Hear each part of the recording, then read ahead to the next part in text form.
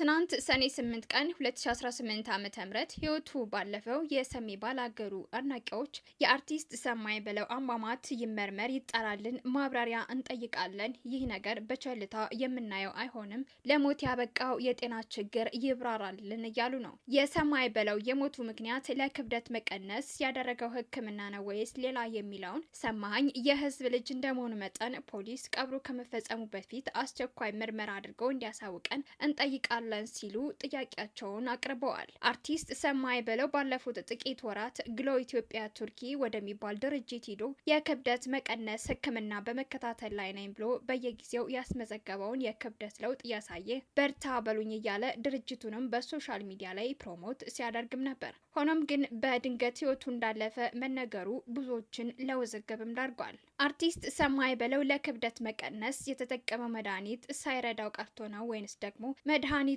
ራሱን ጎርቶት ነው ወይንስ በህመም ምክንያት እየተከሰተ የነበረውን የክብደት መቀነስ ልክ በህክምና ክትትል የተገኘ አቺቭመንት አስመስለው ማስታወቂያ ሲሰሩበት የነበረው ሌሎችንም ለማጥመድ ነው የሚሉ በርካታ ጥያቄዎችም ተነስተዋል። ብዙ ሰዎች ይህንን ነገር በቸልታ የምናየው አይሆንም፣ ለሞት ያበቃው የጤና ችግር ይብራራልን እያሉም ይገኛሉ። ዝም ብሎ በደፈናው ብቻ ባደረበት ህመም በህክምና ሲረዳ ቆይቶ ከዚህ ዓለም በሞት ተለየ የሚለው ዜና ስሜት አይሰጥም እየተባለም ይገኛል። ይህ አይነቱ የሞት ዜና በብዙ አርቲስቶች ላይ ተደጋግሞ የተከሰተ በመሆኑ ህዝቡም ለምን ብለው መጠየቅ መቻል አለበት የሚሉ ሀሳቦች ተነስተዋል። ከባህል ድምፃዊነቱ በተጨማሪ የዜማና የግጥም ደራሲ የሆነው የሰማይ ስርዓተ ቀብር ዛሬ በቡልቡላ መድኃኔዓለም ተፈጽሟል። ሰሜ ከመደበኛ በላይ የሆነ ውፍረት ይህ ነው የተባለ የጤና ችግር እንዳልፈጠረበት ከአንድ ዓመት በፊትም ተናግሮ ነበር። ከቅርብ ጊዜ ወዲህ ደግሞ ውፍረቱን ለመቀነስ የተለያዩ የህክምና ዘዴዎችን ሲከታተል የቆየ ሲሆን ጥሩ ለውጥ ያመጣ መሆኑን ከሰሞኑ በማህበራዊ ሚዲያዎች ላይ ራሱ ሲገልጽም ነበር።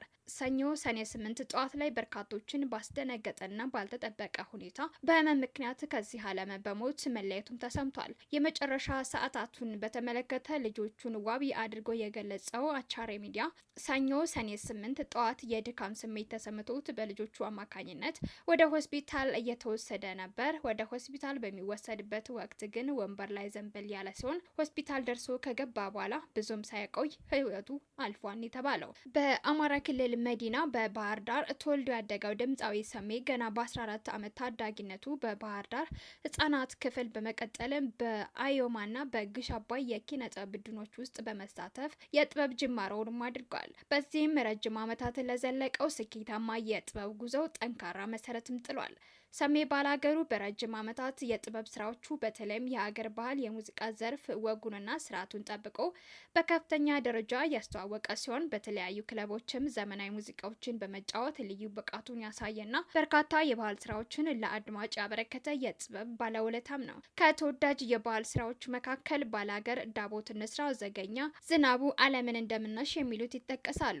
ያሬድ ሹመቴ ስለ ሰሜ ባላገር በጻፈው ጽሁፍ ደግሞ ድምፃዊ ከሰው ግድያ ጋር ተጠርጥሮ ታስረው እንደነበርም ገልጿል። ያሬድ እንደሚለው ከሆነ ድምፃዊ ሰማይ በለው ሐምሌ 7 ቀን 1994 ዓ.ም ከሌሊቱ 10 ሰዓት ላይ በአዲስ አበባ ባምቢስ ድልድይ አካባቢ መኪና ሲያሽከረክር አደጋ ደርሶበት እንደነበር ጽፏል። በአደጋውም ወቅት አብሮት የነበረውና የታወቀው የግጥምና ዜማ ደራሲ ግሩም ተስፋዬ ህይወቱ አልፏል።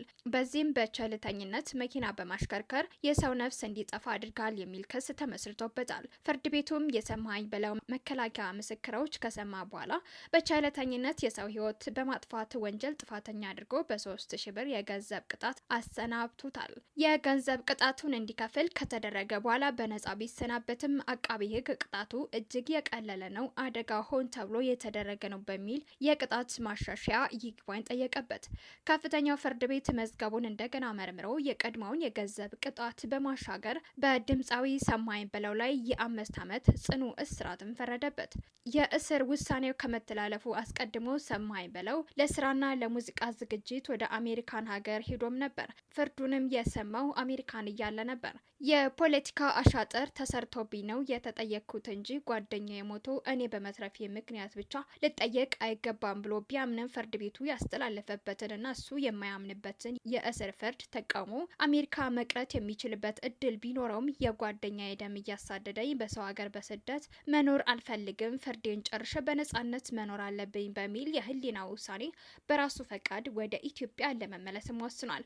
ሰሜ ሳይውል ሳያድር የአውሮፕላን ትኬቱን ቆርጦ ወደ ሀገር ቤት እንደተመለሰ በቀጥታ በተፈረደበት እስር በፈቃዱ ገባ። ይሁን እንጂ ሙሉውን 5 ዓመት አልታሰረም። በእስር ቤት ውስጥም በነበረው እጅግ መልካም ስነ ምግባር ኪነ ጥበብ ክፍል ውስጥ ለሰጠው ከፍተኛ አገልግሎትና እስረኞችን የሙዚቃ ትምህርት ሰጥቶ በማስመረቅ ባበረከተው ቀና አስተዋጽኦ የይቅርታ እድል አግኝቶ ከ2 ዓመት ከ6 ወር እስር በኋላ በነጻ ተለቋል። ጸሐፊው እንዲህ ያለ ሞራል የነበረው ተወዳጅ ከያኒ ነው ያጣነው በማለት ነፍሱ በሰላም እንድታርፍም ተመኝቷል። ተስፋዬ ወልደ ስላሴ የተባለ ጦማሪ ደግሞ ሰሜ ባላገሩን የሚገልጸው ሲበዛ አሰቀኝ ሰው በማለት ነው። ተስፋዬ ለሰሜ ባላገሩ ባጋራው ጽሑፍ እንዲህ ይላል። አማራ ቴሌቪዥን በነበርኩበት ወቅት አርቲስት ሰማይ በለው ጋር በሁለት ክፍል የተላለፈ ሰፊና በጣም አዝናኝ ቃለ ምልልስ አድርገን ነበር። እጅግ ሲበዛ ወግ አጥባቂና አፍ የሚያስከፍት ተጫዋችም ነበር። ተቋሙ እንደ ዛሬው በየጊዜው በደንብ የሚንቀሳቀስ የዩቲዩብ ቻናል ስላልነበረው ቪዲዮ መጫኑን አላስታውስም። የሆነው ሆኖ አቻሬ ጫማ በሚል አካውንት የሚጽፉ ሰው እንዳሰፈረው አሟሟቱ ጥርጣሬ ያጭራል። አብይ ስልጣን ላይ ከወጣ ወዲህ ማዲንጎን ጨምሮ ስንቱን አርቲስት በከንቱ ቀበረን። የአንዳቸውም የምርመራ ውጤት ግን ይፋ አልሆነም።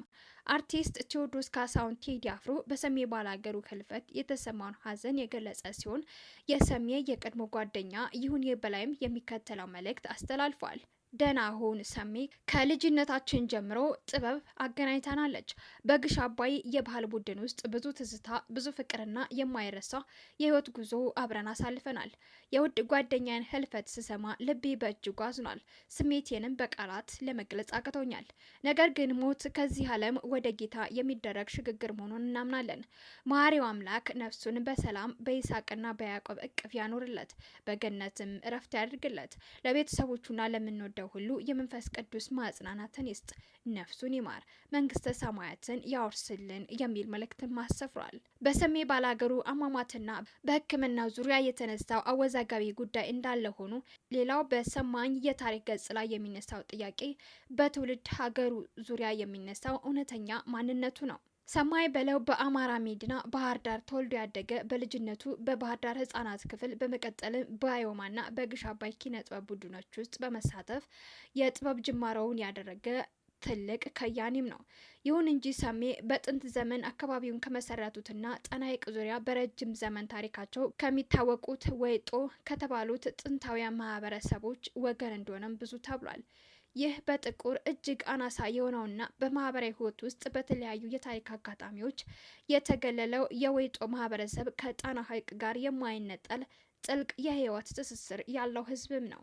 በከተማ መስፋፋትና በተለያዩ ማህበራዊ ተጽዕኖዎች ምክንያት አብዛኛው የማህበረሰቡ አባል ዛሬ ላይ ወደ ጣና ሐይቅ ዳርቻዎች ተጠግቶ የሚኖር ሲሆን ዋነኛ የህይወት መተዳደሪያዎችም አሳ ማጥመድ፣ የደንገል ጀልባ ወይንም ደግሞ ታንኳ መስራትና የደንገል እደ ጥበብ ስራዎች ላይ የተገደበ ነው። ሰማይ በለው በትውልድ ሀገሩ ከዚሁ ማህበረሰብ የወጣ በመሆኑ በደም ሀረጉ የአማራ ብሔረሰብ አባል እንዳልሆነ ተጽፏል። ነገር ግን የወይጦ ማህበረሰብ በቋንቋ ደረጃ የአማርኛን ቋንቋ ሙሉ በሙሉ ተቀብሎ የሚጠቀም በመሆኑ ሰማኝም ያደገበትንና የሚኖርበትን የአካባቢውን ባህል በሚገባ የተረዳ የጥበብ ሰው ለመሆንም በቅቷል።